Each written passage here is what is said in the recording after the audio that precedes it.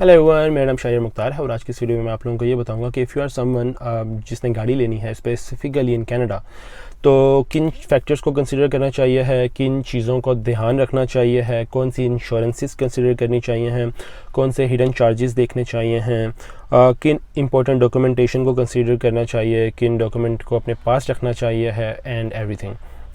Video में भी थोड़ी सी लेंथी हो जाए but it is going to be worth it, तो आई वुड रिकमेंड कि आप ये सारी वीडियो देखिएगा। गाड़ी लेने के टोटल 3 तरीके हैं स्पेसिफिकली। पहला तरीका होता है कैश। कैश में आप लोग क्या करते हैं, आप लोग जाते हैं, वन टाइम पेमेंट करते हैं and car is yours, that's everything for the cash. फिर जो दूसरी ऑप्शन आपके पास होती है वो होती है फाइनेंसिंग। फाइनेंसिंग में क्या होता है कि आप लोग फाइनेंस करते हैं, अगर मैं आसान अल्फाज में बोलूँ तो उसे कहते हैं इंस्टॉलमेंट। इंस्टॉलमेंट में क्या होता है, आप थोड़ी सी स्पेसिफिक अमाउंट डाउन पेमेंट देते हैं एंड उसके बाद आप बाई वीकली या मंथली पेमेंट करते हैं और कुछ अर्से तक वो आप पेमेंट करते हैं और आपकी गाड़ी हो जाती है आपकी, उसे कहते हैं फाइनेंसिंग। इसके बाद ऑप्शन होती है लीजिंग की।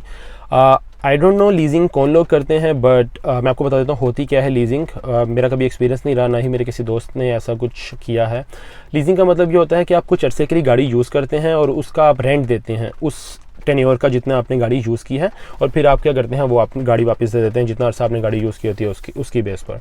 जस्ट इन केस अगर आपको गाड़ी पसंद आ गई है तो वो आप गाड़ी रख लेते हैं और उसकी जो रिमेनिंग अमाउंट रहती होती है वो आप उनको दे देते हैं। तो इस तरह ये लीजिंग इस तरह वर्कआउट करती है।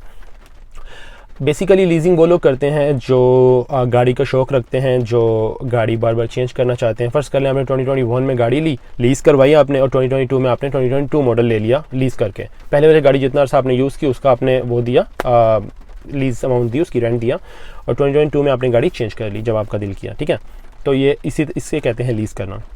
ये हो गए डिफरेंट 3 तरीके। अब मैंने जो गाड़ी ली है मैंने ली है फाइनेंसिंग पे।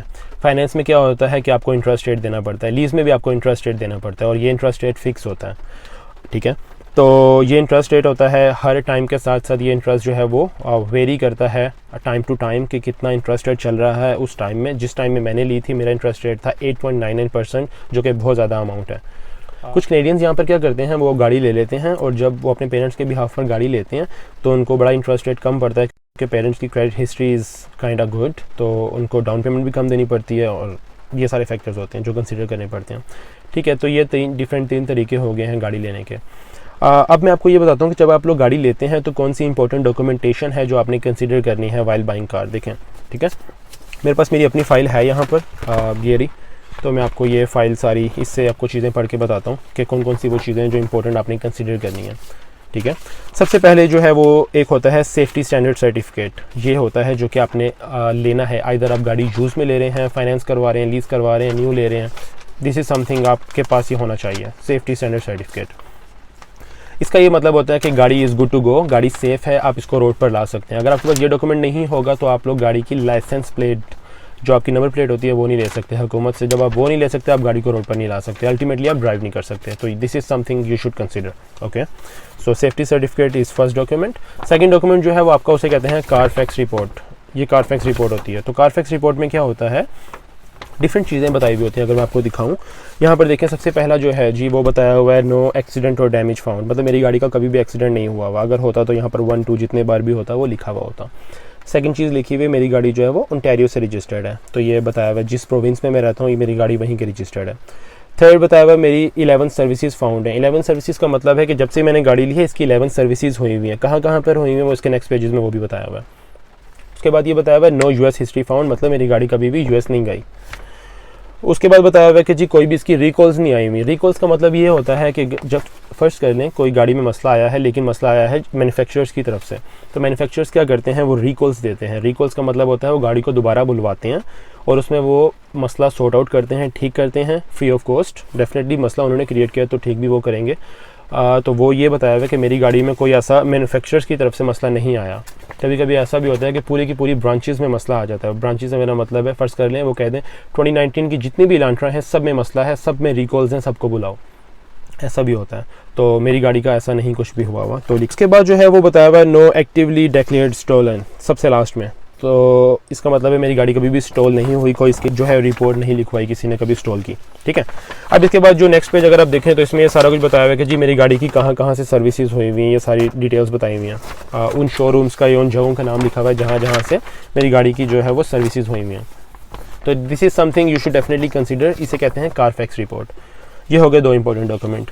थर्ड जो इंपॉर्टेंट डॉक्यूमेंट होता है उसे कहते हैं व्हीकल इंस्पेक्शन रिपोर्ट। तो व्हीकल इंस्पेक्शन रिपोर्ट क्या होती है, उसमें आपकी गाड़ी का लाइसेंस नेम, मतलब जहाँ से आपने गाड़ी ली है, जो आपने ओनर जिस मैंने डीलरशिप से लिया है, तो जो उस डीलरशिप का नाम है वहाँ पर, फिर आपकी गाड़ी का ईयर, आपकी गाड़ी का मॉडल, आपकी गाड़ी का मैकेनिक का नेम जिसने ये सारी रिपोर्ट तैयार की है, आपकी गाड़ी के टायर की डेप्थ, रिम की डेप्थ, डिस्क ब्रेक की डेप्थ, मतलब थॉरली गाड़ी का एग्जामिनेशन होता है और एक रिपोर्ट बनती है, उस ये वो रिपोर्ट होती है, इसे कहते हैं व्हीकल इंस्पेक्शन रिपोर्ट। ये हो गया 3 इंपॉर्टेंट डॉक्यूमेंट। ओके, तो आई गेस ये ही सारे डॉक्यूमेंट्स होते हैं जो कंसीडर करने चाहिए आपको while buying car, either new और यूज्ड। ये इंपॉर्टेंट डॉक्यूमेंट्स हो गए। अब मैं आपको बताता हूँ कि मैंने जो गाड़ी ली है वो मुझे कॉस्ट कितनी की है, क्योंकि ये हिडन फैक्टर्स और मिसलेनियस जो खर्चे हैं वो सब में होंगे, जो टैक्सीज हैं, जो इंश्योरेंसेस हैं एंड ऑल। तो दिस इज़ समथिंग आपको पता होना चाहिए इस चीज़ का। देखें, मेरी जो गाड़ी है ना, उसकी जो सेल्स प्राइस है वो है 25,493। आपको साथ साथ लिखने की ज़रूरत नहीं है, मैं एंड में टोटल्स आपको बता दूंगा, ठीक है। देखें, सबसे पहले जो मेरी सेल्स प्राइस है वो है 25,493। उसके बाद मैंने लिए विंटर टायर्स, तो मुझे पड़े वो $890 के। उसके बाद मैंने ली इस पर गैप इंश्योरेंस, तो वो मुझे पड़ी $2,350। गैप इंश्योरेंस क्या होती है मैं आपको बताता हूँ। देखें, गैप इंश्योरेंस का ये मतलब होता है कि जस्ट इन केस अल्लाह ना करे मेरी गाड़ी को कुछ हो जाता है, बड़ा ऐसा कुछ होता है कि चलाने के काबिल नहीं, मेरी गाड़ी टोटली लॉस्ट हो गई है, टोटली ज़ाया हो गई है। अब मैं बाई वीकली तो पेमेंट कर रहा हूँ ना अपनी गाड़ी की, तो वो मेरी गैप इंश्योरेंस कवर करेगी और मुझे मंथली कुछ भी नहीं देना पड़ेगा, ना बाई वीकली कुछ देना पड़ेगा, सारा पे गैप करेगी। मेरी जो गाड़ी की फाइनेंसिंग है वो है अप टू 7 ईयर्स, तो 7 ईयर्स तक की सारी पेमेंट गैप करेगी, मुझे कुछ भी नहीं करना पड़ेगा। इसे कहते हैं gap insurance. I don't know कि आप यूज्ड गाड़ी में, मतलब जो आप कैश पे गाड़ी लेते हैं उस पर आप ये सब कर सकते हैं कि नहीं, लेकिन मेरी गाड़ी पे मैंने ये यूज़ में ली थी जब ये 60,000 चली हुई थी, and it's been almost 7 months जब ये मैंने गाड़ी ली थी, और मैंने इस पर गैप इंश्योरेंस तब जो है वो ली थी, जो कि ऑलमोस्ट न्यू गाड़ी थी, तो मुझे पता है इस पर आप ले सकते हैं। आई डोंट नो कि आप कैश वाली गाड़ी पे ले सकते हैं कि नहीं, लेकिन आप इसके बारे में इंफॉर्मेशन इकट्ठी कर सकते हैं जब भी आप गाड़ी ले रहे हैं अपने लिए, ठीक है। ये हो गया। इसके बाद जो मैंने दिया वो टैक्स भी दिया, गैप इंश्योरेंस का टैक्स दिया, वो मैंने दिया $188। उसके बाद मैंने GST, which is definitely something के हर एक बंदे को हर चीज़ पर यहाँ पे टैक्स देना पड़ता है, जो कि मैंने दिया $3,495। फिर मैंने दिया लाइसेंस प्लेट जो मैंने बनवाई अपनी गाड़ी की, उसके मैंने दिए चार्जेस $59। मैंने डीलर से गाड़ी ली है तो उसने ही ये सारे काम किए हैं और उसी ने मेरी लाइसेंस प्लेट भी बनवाई है। अदरवाइज़ आपको सर्विस कनाडा या सर्विस ओंटारियो, इन दोनों में से किसी एक जगह पर जाना पड़ता है। आई एम नॉट श्योर एक जगह पर जाना पड़ता है, किस में जाना पड़ता है वो उसका मुझे आइडिया नहीं है, क्योंकि मैं खुद नहीं गया। वहाँ से आपको अपनी लाइसेंस प्लेट बनवानी पड़ती है। उसके बाद आपको PPSA कोई मिसलेनियस चार्जेस हैं वो देने पड़ते हैं $156। अब मेरी जो गाड़ी की टोटल परचेज प्राइस हो गई ना, ये सारी चीज़ें जो मैंने आपको बताई हैं, ये सारी ऐड करके वो हो गई हैं $33,141। ओके, 33,000। अब इसके ऊपर मैंने दिया 2,000 डाउन पेमेंट। ये मेरे क्रेडिट स्कोर पर चीज़ डिपेंड करती है कि मैंने डाउन पेमेंट देनी है कि नहीं, और मुझ पर भी डिपेंड करती है और मेरी बाई वीकली पेमेंट पर भी डिपेंड करती है। जस्ट इन केस मैं कह दूं जी मैंने डाउन पेमेंट नहीं देनी, वो कहेंगे ठीक है, आपकी जो बाई वीकली पेमेंट है वो बढ़ जाएगी। अभी जो इस टाइम मैं बाई वीकली पेमेंट दे रहा हूँ, आई एम गिविंग $243, तो ultimately per month I am giving 400 something for my car. Okay, and it's 2019 Elantra luxury 4 door. Okay, तो ये जो है अमाउंट मैं दे रहा हूँ, और ये जो आपको मैंने प्राइस बताई है इसमें कहीं पर भी अभी जो मैं इंटरेस्ट दे रहा हूँ वो ऐड नहीं हुआ। अभी मैं आपको इंटरेस्ट के साथ बताता हूँ गाड़ी किस तरह है, ताकि आप डिसाइड कर सकें either you should buy on financing or no. और इंटरेस्ट जो है वो इसमें फिक्स है, which is something you should consider if you are Muslim. मैंने जब ये गाड़ी ले ली थी तो मुझे उसके बाद पता लगा था that fixed interest is not allowed, variable interest is somewhat allowed. I am not sure, आप किसी से इसके बारे में मशवरा कर सकते हैं, लेकिन इंटरेस्ट फिक्स जो है वो घर हो या गाड़ी या कुछ भी ऐसी चीज़, बीइंग अ मुस्लिम आपको वो चीज़ कंसिडर करनी पड़ेगी। मैं इस पर ज़्यादा डिस्कशन नहीं करना चाह रहा, आप इंफॉर्मेशन इकट्ठी कर सकते हैं, आपको देखें क्या करना है, मैं भी डेफिनेटली कुछ ना कुछ करूँगा इसका। अब तो ये सारी अमाउंट्स जो टोटल मेरा बन गया वो बना 33,141, जो कि मेरी गाड़ी की बेस प्राइस हो गई, including winter tyres, gap insurances, HST, licence plate and everything. No interest at all at the moment. तो 33 की ये गाड़ी पड़ी, ठीक है।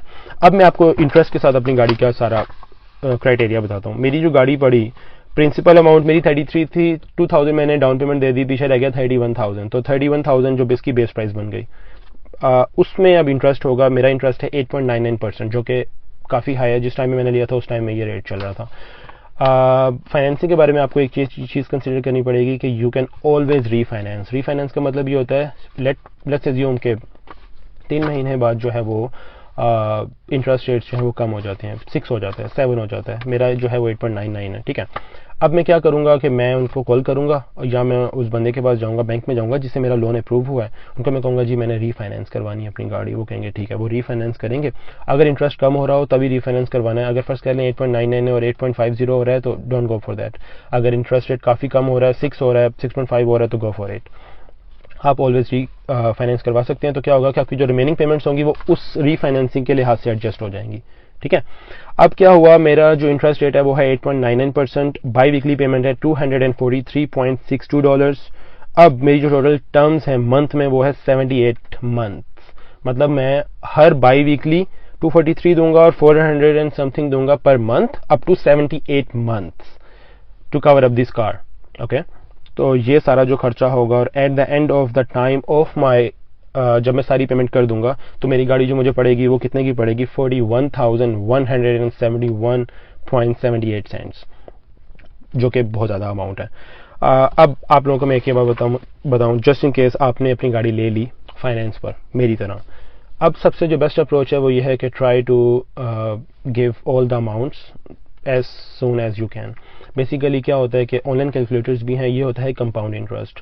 कंपाउंड इंटरेस्ट का क्या मतलब होता है कि डिपेंड्स अपॉन टाइम। अब देखें मेरी पेमेंट मैंने दी 243, मैं आपको एग्जांपल के तौर पर बता रहा हूँ। फर्स्ट पहले मेरी गाड़ी की पेमेंट है $1000, मैंने दे दी 243। अब जो रिमेनिंग अमाउंट होगी ना वो डिवाइडेड बाय टाइम होगी।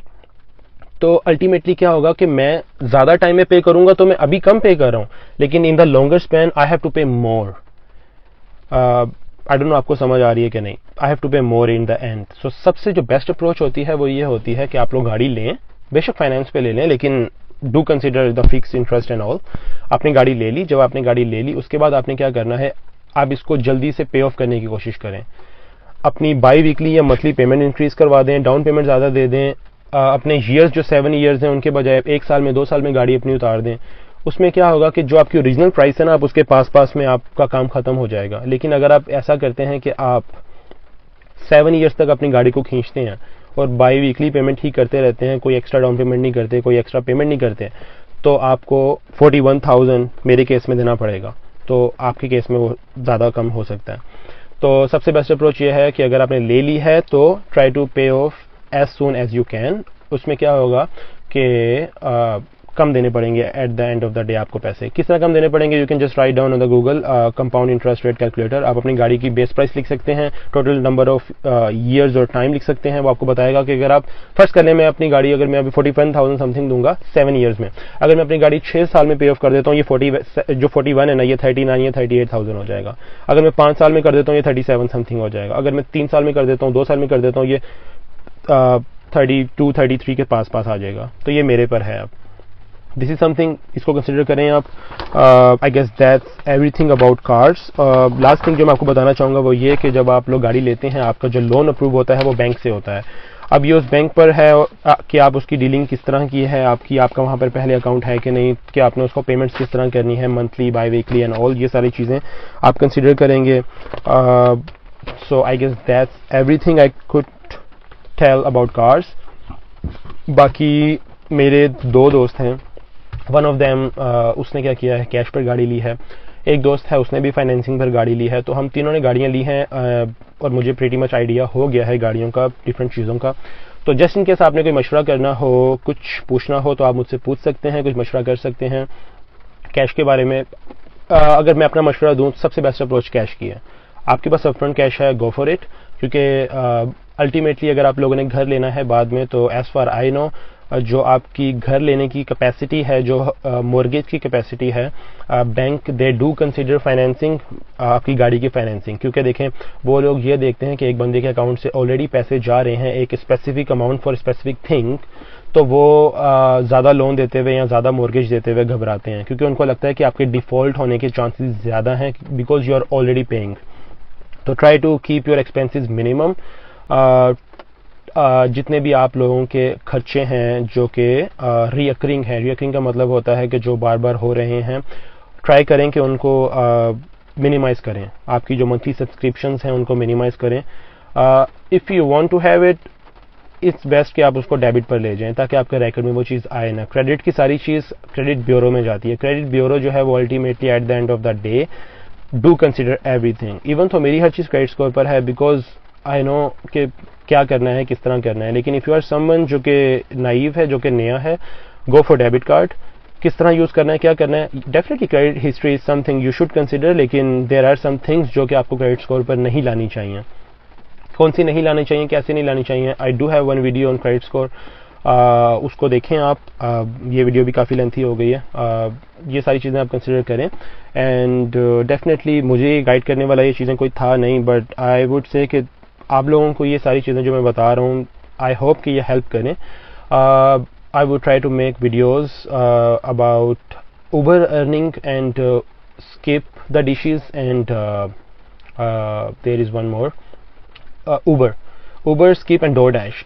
मैंने ये तीनों भी की हैं एंड आई वुड रिकमेंड कि आप करें या ना करें, कितनी अर्निंग होती है, क्या टाइम टेबल, क्या स्केजुअल एंड ऑल, इस पर मैं वीडियोस बनाऊंगा इंशाल्लाह जल्द ही। तो that's everything for the car. I would try to make one video of the car tour as well. I guess that's everything and I hope it helps. Thank you, bye.